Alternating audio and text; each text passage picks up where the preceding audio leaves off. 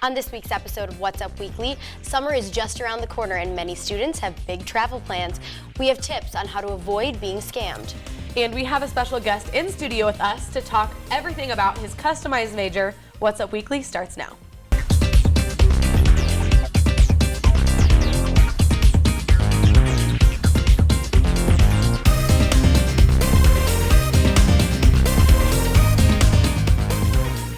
Hello and welcome to this week's episode of What's Up Weekly. I'm Sierra Hignite. And I'm Sheila Riley. So April Fool's Day was just this past weekend, and what better way to show someone you care than a good, wholesome prank? Sometimes they can be harmless and sometimes they can be taken a little too far, but regardless, you're in for a good laugh. What's Up Weekly reporter Alex Eady talked to students on campus about their April Fool's Day experiences and their most memorable pranks of the year. April Fool's Day is the one day of the year notorious for pranking people and getting on people's nerves. So we took to the streets to figure out what the best April Fool's pranks were this year and also found out about some pranks that people had done on them. Let's take a look. I got my pants pulled down in public one time as a team prank. So, Actually, it was played on me, and it was the girl texted me and said she was pregnant. Yeah. We pranked my buddy. We got a bunch of Post-it notes and like whipped cream, and we covered his car like fully with both of those on like 2 separate nights. He was very mad. I was just super nervous. I couldn't go to sleep that night, and then she hit me up the next morning. I was like, I was just joking. And I was like, So this one kid on April Fool's Day bought a bunch of fake silver and started selling it to a bunch of people across the United States and actually made $60,000. And I think that's pretty ridiculous. So are you guys still cool after that? No. Okay.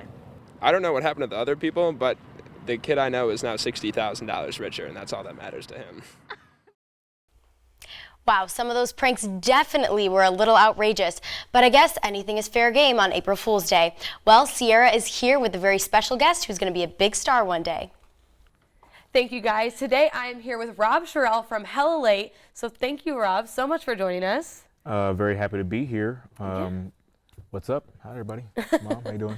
So you have a pretty interesting major that no one else has ever done before, yes? Why don't you tell us about that? So yeah, my major is stand-up comedy. And if you're wondering how I did that, I lost my mind and changed my major from home policy and political science to something that I would never have a job in. Right. So I mean, that's a pretty serious change. Yeah. And they really don't correlate at all. What made you think I'm going to create my own major and it's going to be stand-up comedy? I was doing stand-up comedy on the side, and it was always an interest of mine. But I had done a show here for Union Board called Random Acts of Comedy, and after the show, I was like, well, I think I did pretty well. So I decided, I think I want to pursue this professionally. But I knew I couldn't drop out of school because I had gone into thousands and thousands of dollars of debt, and my mom would murder me. So I had to figure out how to merge doing comedy professionally while staying in school. So it led me to the individualized major program here at IU, and the rest is history. Yeah. So what kind of classes or research, or how are you creating this major? Because I know I, when making my schedule, have never stumbled across a stand-up comedy class. So what kind of things are you doing in this major to learn? Okay, so yeah, IU doesn't have any particularly specific comedy courses. They have about 2. But my curriculum is made up of classes in what used to be telecommunications, writing, psychology, folklore. There's some music courses in there as well. So it's a wide range of courses that kind of have things to do with what a comedian would feel like they needed to know to be versatile in their craft or their field. But as far as comedy classes or courses, IU has 2, and I took one with Suzanne Sizer. If you're watching this, Dr. Sizer, you had a great class. So it's really about taking a broad approach to it and then centralizing it or focusing it on your own, which is kind of what I did. So if I'm taking a short film class now, for example, and it has really nothing to do with comedy, but within the short film class, I study on the side the shooting techniques and the aspects of writing good comedy scripts and the lighting methods. So while everyone else is doing whatever they're shooting for their short film, my short film is a comedy, and I would kind of take that approach in all the rest of my classes as well. Right. So I know we've talked before, and I've heard you speak to a couple groups. You kind of have had a lot of really interesting mentors and studied some interesting books. Why don't you talk about how you came across these books? Who are your mentors? Who gives you advice? So I've recently been reading late night comedy writing for late night TV by Joe Toplin.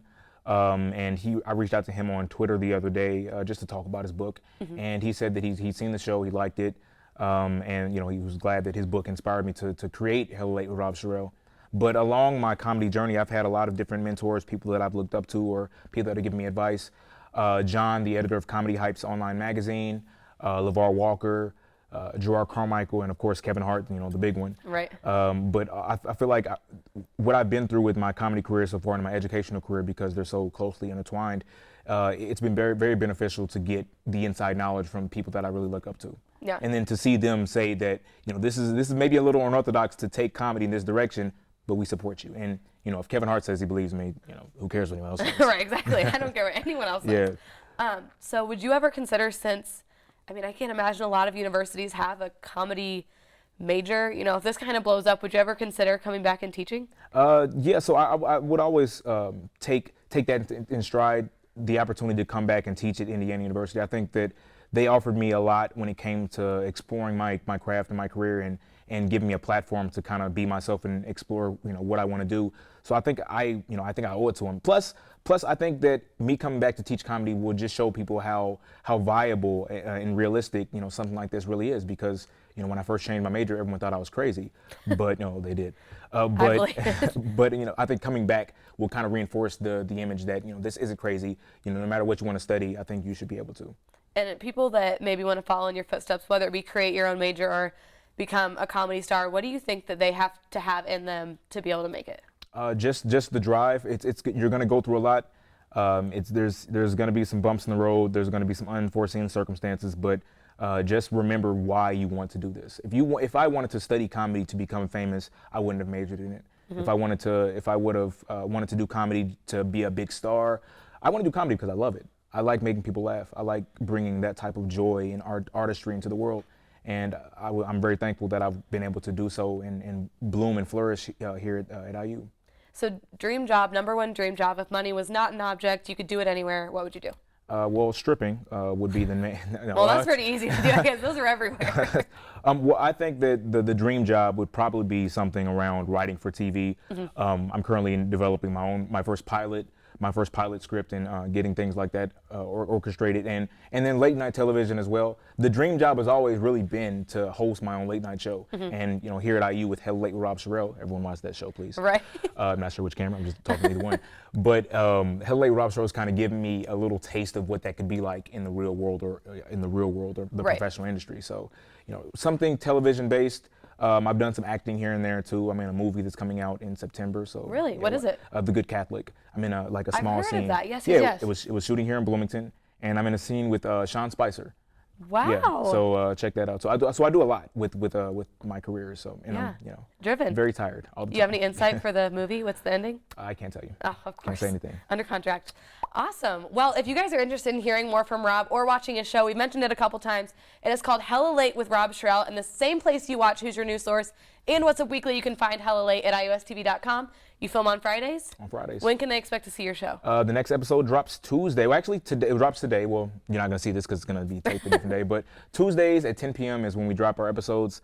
And we have our season finale coming at the end of April. So stay tuned. Awesome. All right, guys, make sure you check out Rob. That's right, Hella Late with Rob Sherrell on iustv.com. Thanks for watching. Back to you guys. Wow, that was so great to have him in studio. Thanks, Sierra and Rob. With summer vacation approaching, being safe and smart is key to a perfect trip. Booking travel plans online can be quick and easy, but there are always some risks that you definitely need to consider. Scams are becoming more prevalent for people booking their travels online. This can include condos and hotels charging higher rates by saying that their records of booking their travelers are not showing up.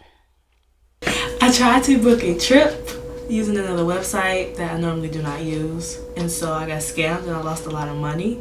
And so my advice to you guys is to just use the hotel, go directly to the hotel. To avoid being scammed, make sure you look at online reviews for the company that is offering the deal. If you find a travel deal online, make sure you read it in the fine print before committing. And if it sounds too good to be true, do some digging before you make sure it's not a scam.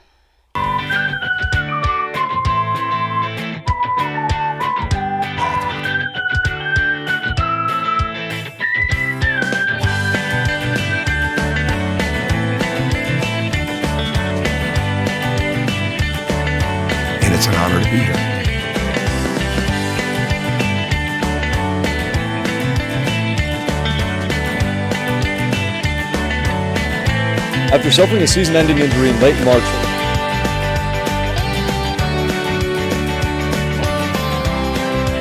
as you can see behind me.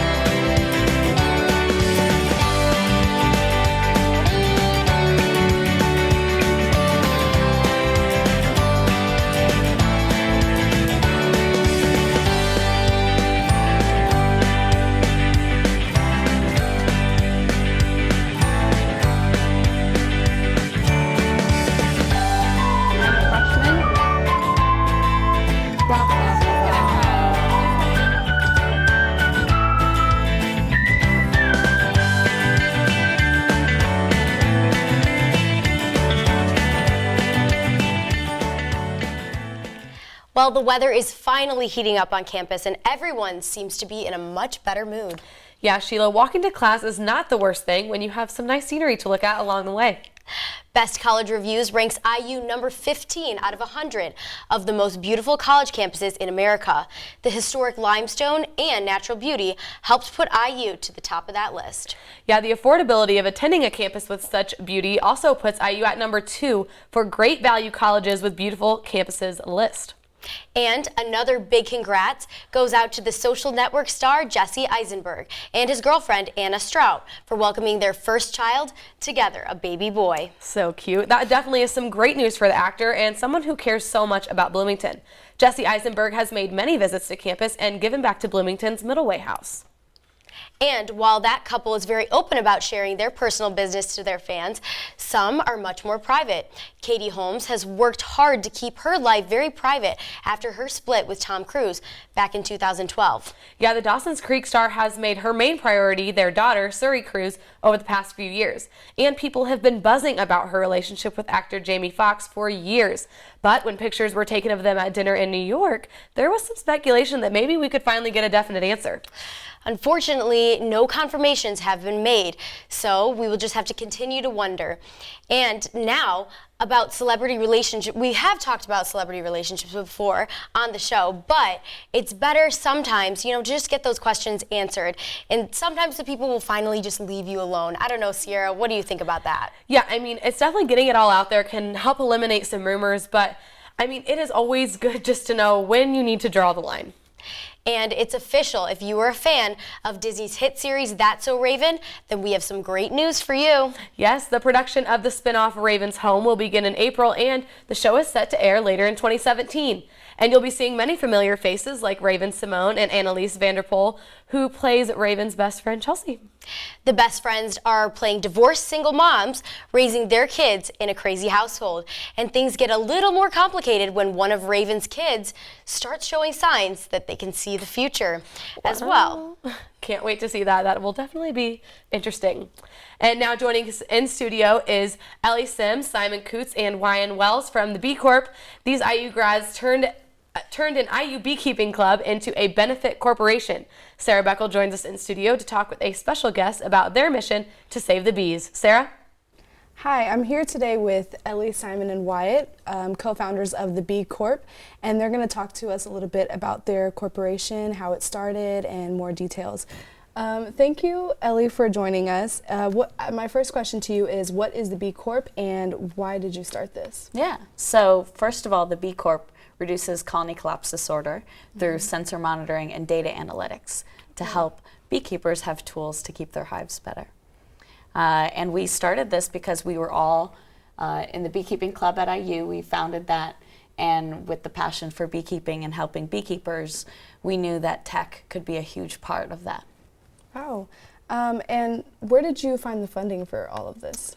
Right, so we were urged by some of our mentors who are still with us to enter into the BEST competition, which turns out, we didn't know this, but it's the largest undergrad business competition in the United States. Wow. So we said, why not? After we started the club, we entered it. Our idea ended up winning, and so we received $100,000 from investors connected to IU. That is amazing. Right. What was that like, by the way, winning that? It was phenomenal. I think we all called each other on the phone, celebrated. We couldn't believe it. And now, that was a year ago, and now we're going through another funding round. So, wow, Okay. It's exciting. Yeah, so you had an idea and you just needed the funding to make it big, and you won. That's amazing. So what is the importance of the technology? What is the funding needed for?